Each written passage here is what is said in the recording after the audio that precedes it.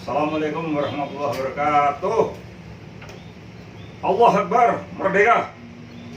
Serta selamat pagi Bapak Ibu sekalian. Terutama teman-teman PLN dan keluarga besar PLN, saya ucapkan selamat Hari Listrik Nasional yang ke-75 pada hari Selasa nanti tanggal 27 Oktober 2020.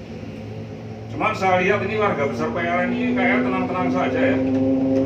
Jadi seolah tidak terjadi apa-apa gitu. Bahkan minggu yang lalu itu salah satu direksinya menyampaikan bahwa tahun 2020 ini PLN optimis meraih untung 10 triliun. Hitungannya itu dari mana? Hitungannya dari mana? Terus terang saya ragu karena yang kemarin disampaikan pun ternyata ya hoax. Beliau bilang katanya 2019 PLN meraup untung tipis 4,27 triliun. Nah, hitungan dari mana? Karena di 2019 tersebut kami mendapatkan data bahwa PLN dalam operasionalnya itu defisit 28,7 triliun. 28,7 triliun kemudian dibilang untung 4 triliun. Nah ini hitung-hitungnya saya nggak, terus terang nggak ngerti biasa seperti itu. Dan besok ini direksi tersebut mengatakan PLN tahun 2020 akan untung 10 triliun.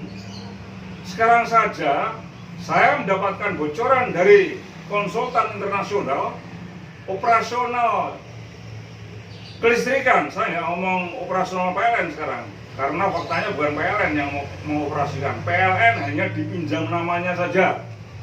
Ya, PLN hanya dipinjam stempelnya saja. Tetapi saat ini operasional PLN di seluruh Indonesia itu 90% dikuasai atau dilakukan oleh asing dan asing.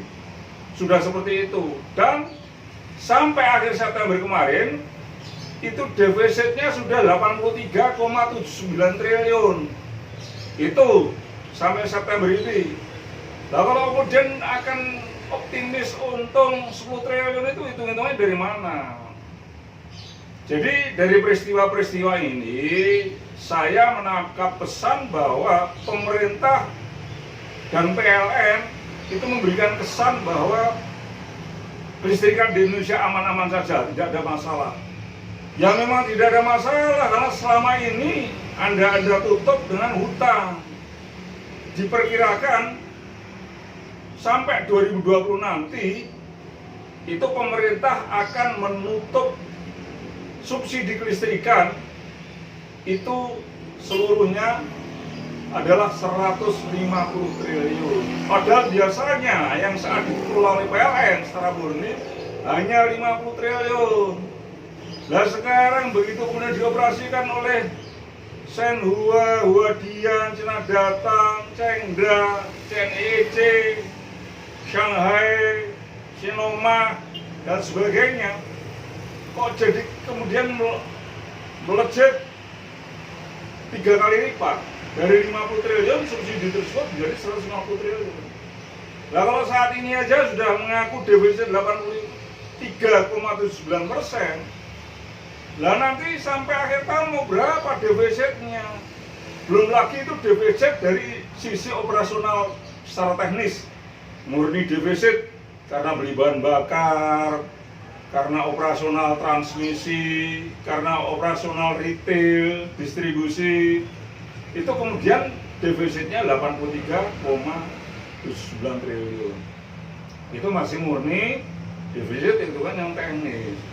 Nah, kalau nanti kemudian kartel listrik swasta ini memerlukan dana untuk sogok kiri, sogok kanan, sogok oligarki, ini pemerintah ini kan perlu mempertahankan kuasa dengan sistem oligarki. Apakah itu DPR, apakah itu kemudian para Menko, apakah itu para menteri, apakah itu kemudian ya kekuatan politik, semuanya yang memerlukan dana dari PLN. Ini baru dari PLN ini. Itu 83,79 triliun saat ini, dan nanti pasti akan lebih. Sehingga wajar kalau kemudian diperkirakan akhir tahun ini pemerintah akan mengeluarkan subsidi untuk listrikan 150 triliun. Nah, ini saya ingatkan kepada teman-teman PLN ini, pada saat stempel Anda laku dipakai untuk menyalurkan subsidi dari pemerintah ke listrik swasta, Anda masih eksis. Masih namanya ada karyawan PLN, karyawan udani, masih ada yang namanya dirut, direksi, kepala divisi dan seperti itu, masih selama ada mekanisme subsidi dari pemerintah kepada listrikan ini. Yang mau tidak mau pasti dilewatkan PLN, karena selama ini melalui konstitusi, melalui undang-undang kan yang berhak menyalurkan subsidi memang PLN. Jadi Anda dari PLN masih dipakai, ya, dalam hal ini masih dipakai karena masih ada mekanisme subsidi. Tetapi Anda juga harus tahu ya, bahwa selama ini tenaga kerja asing itu banjir dari sana lah, sebelah utara negara kita ini, dan untuk PLN itu ratusan ribu. Untuk apa itu? Ya selain untuk proyek, nanti dipersiapkan untuk mengelola instalasi PLN yang sudah mereka kuasai itu.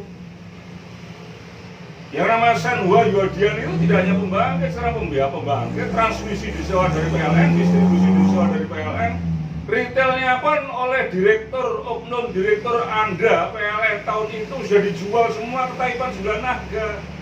Kuncinya tarif listrik, harga listrik adalah ada di hulu dan hilir, ada di pembangkit dan retail. Transmisi dan distribusi yang saat ini dikuasai PLN itu nggak bisa apa-apa, dia hanya nyalurkan listrik saja kok. Sedangkan listriknya udah milik orang lain. Begitu. Nah, suatu saat kemudian Cina tidak mau memberikan hutang lagi, tidak mau membantu Indonesia lagi khususnya dalam memberikan subsidi listrik, maka subsidi listrik itu akan dicabut, tidak ada lagi. Nah, kalau subsidi listrik akan dicabut, tidak ada lagi, maka sesuai konsep dari The Power Sector Restructuring Program tahun 98, saat itu PLN Jawa Bali ini memang dibubarkan dan instalasinya serahkan ke ya asing dan asing. Itu dulunya asing saja, tapi sekarang ini asingnya ikut main juga dengan One Belt One Road. Itu obor ya, itu kemudian menangkap atau kerjasama dengan konsepnya Barat, AMF, BB, EDB dan seterusnya, seperti itu. Jawa Bali bubar, PLN bubar, luar Jawa diserahkan kepada Pemda. Nah, kemudian tenaga kerja yang membanjir dari luar negeri tadi akhirnya menguasai instalasi PLN ini, dari pembangkit, transmisi, distribusi sampai retail, itu mereka. Sedangkan selama ini yang ngerjakan itu semua, baik itu organik PLN maupun outsourcing, ya mau tidak mau minggir di PHK. Dan sesuai undang-undang yang akan datang ini, Omnibus Law ini, itu semuanya sudah kemudian diminimalisir, tidak ada pesangon dan sebagainya. Seperti itu. Jadi ya saya pikir ya boleh aja kemudian ada dakwah, kemudian ada lomba antar distribusi, lomba PLN like dan sebagainya, seolah-olah tidak mengesankan ada apa-apa, baik-baik saja. Itu dibalik Anda semua itu bahaya yang besar. Setelah dicabutnya subsidi, setelah kemudian pihak luar negeri tidak mau memberikan subsidi lagi, memberikan utangan untuk subsidi, maka PLN bubar dan listrik otomatis dengan demikian akan ditagihkan langsung dari kartel listrik swasta itu ke para pelanggan. Harganya sudah bukan harga yang dibikin oleh Kementerian ISDM dan DPR, tapi harga yang dibentuk oleh pembangkit dan retail yang sudah unbundling tadi. Seperti itu, sehingga harganya 5 kali lipat dari biasanya. Dan ini meniru persis Kamerun dan Filipina yang waktu itu saya ikut memediasi mereka. Demikian, ya sekali lagi selamat ulang tahun. Nggak tahu ini jangan-jangan ulang tahun yang terakhir ini untuk PLN HLN ini. Wassalamualaikum warahmatullahi wabarakatuh.